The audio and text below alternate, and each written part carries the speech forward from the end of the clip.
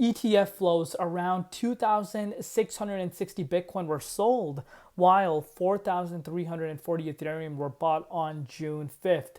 So you're actually seeing outflows on Bitcoin side, and on Ethereum side, you're actually seeing inflows. So is this really a time where we see Ethereum really start to outpace the BTC inflows? I still, have a hard time really understanding how that would be possible. I think, the amount of interest there is really coming for BTC right now is at record levels.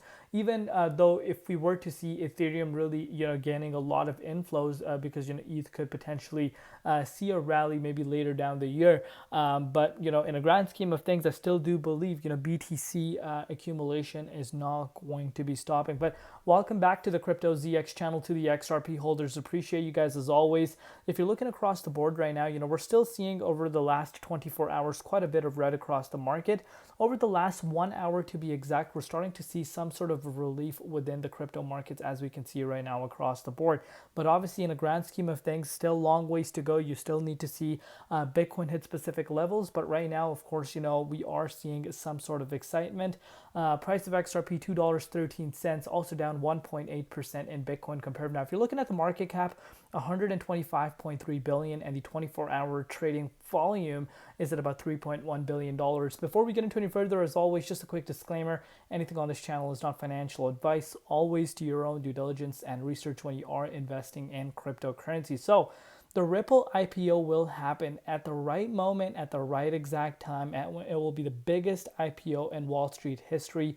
Watch. So we know Circle went live, and it actually was a major success. Circle trading at $85 up from a $31 IPO price. And this is bringing in a lot of eyes, towards crypto companies that potentially could go live. Circle is obviously one. Coinbase has already gone live, and Ripple, there's been a lot of rumors. They have obviously shut down all the rumors a few months back, stating that it's not going to happen this year. But I'm sure they are well aware as to the benefits of going public. I think it's not going to happen this year, but I think it is going to happen sometime sooner rather than later. It might not be this year, maybe next year or the year after. But once it does happen, I totally agree with Chad. It is going to be arguably one of the biggest ones, because of course crypto industry is going towards the mainstream, and companies that have utility and are taking the blockchain industry to the masses, that actually have credibility built up around over the last few decades, are really going to be the ones that a lot of people have eyes on. And obviously, if you compare Circle and Ripple, there is a big difference in my honest opinion. And I personally think Ripple would do crazy numbers. But again, remember, that is just my own personal opinion. Only time is going to tell. But do let me know in the comments down below what you guys think about that. So the markup for the Crypto Market Structure Bill Clarity Act is set for Tuesday, June 10th at 10 a.m. Eastern Time by the House Committee on Financial Services. And on top of that, a subjective view says Ripple is aiming to be a full-service infrastructure provider even in Kazakhstan. Reese Merrick, Managing Director for Middle East and Africa of Ripple, sat down with Vladimir Zevov, Chief Market Officer of Asset Financial Services Authority. The AFSA is the independent regulatory body for the Astana International Financial Center in Kazakhstan. Any company that wants to operate inside AIFC, whether it's offering financial products or non-financial services, needs to be registered and regulated by the AFSA. In simple terms, AFSA is to the AIFC what the US SEC or FINRA is to Wall Street. It makes the rules, ensures companies follow them, and protects the integrity of the financial system within the special zone in Kazakhstan. So pretty much the regulatory body that's governing the financial system in Kazakhstan. So again, we talk about how they're not just only focusing North America, they want to go worldwide. And yet again, this is a perfect example of that happening. And speaking about Circle CFO cashes out a staggering $37 million worth of shares on its IPO, 6 times more than the original disclosure. So the original disclosure did not have this much shares. So quite interesting things happening. Let me know in the comments down below what you guys think about this. Is this manipulation? What's really causing this to happen? You can see the transaction netted Fox Screen roughly $37 million, which reduced his direct holdings to 405K shares.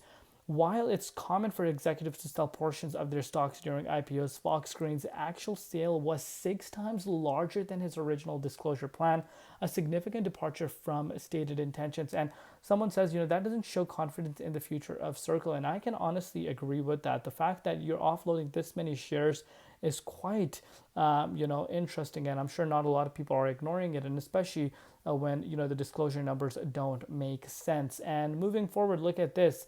Very cool Ripple event apps for XRPL Apex 2025. A ton of functionality to structure your event experience.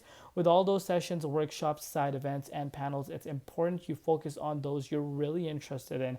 Be aware when you coming to Apex and what goals you have to accomplish.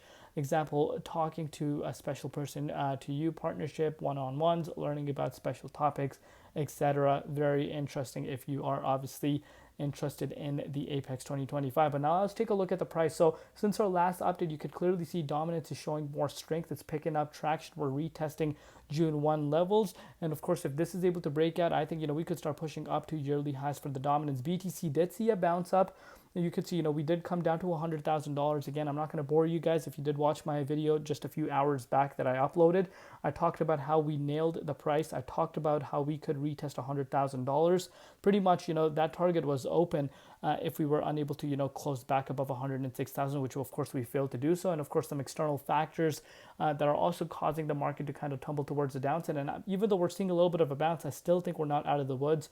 And I personally think, we could actually start heading down to even the 97,000 price point, because that would be the next major key support line, because we've already visited the 100K. So now it wouldn't be too hard for us to, retest that, especially if we see a fail at this key resistance. So I would be open to that, and I'm not writing that off just yet. And with the way the dominance is sitting, it kind of, makes me wonder whether or not we're going to see that. But if you're looking at the price of XRP, we did retest the 38.2 Fibonacci support line. Have seen a little bit of a bounce since then. Obviously, long ways to go, towards, where we were just a few days back.